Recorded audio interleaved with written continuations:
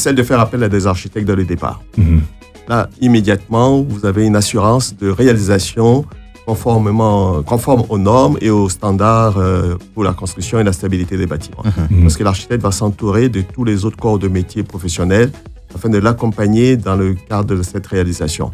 Parce qu'il faut comprendre que la mission de l'architecte, elle se situe à plusieurs niveaux. Il y a un niveau d'abord dit des études préalables de votre projet, donc selon la commande qui a été faite par le client, il va répondre à une proposition de composition architecturale, spatiale et autres. Et puis ensuite, il va également vous aider dans le cadre du budget que vous avez vous-même alloué au projet à rester dans les limites que vous avez fixées et puis vous accompagner également dans les différentes autorisations administratives. Ça, c'est une première phase. La seconde phase, ce sera la phase dite de réalisation.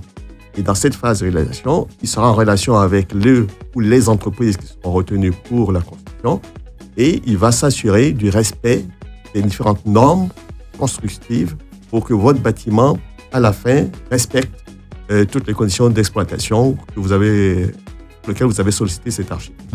Donc, le fait de ne pas devoir faire appel à un architecte met en péril, en partie, votre construction. Je pense que le gouvernement a eu la réaction qu'il fallait avoir au moment où se déclenchait cette hécatombe, je vais l'exprimer ainsi, parce qu'il fallait agir rapidement sur le terrain.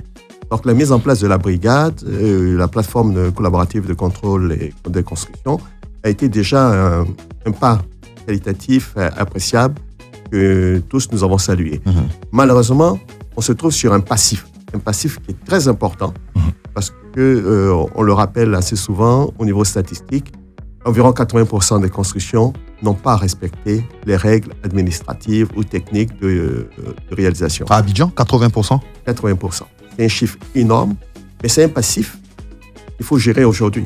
On ne peut pas faire autrement parce que tous ces bâtiments qui s'effondrent sont malheureusement dans ce passif.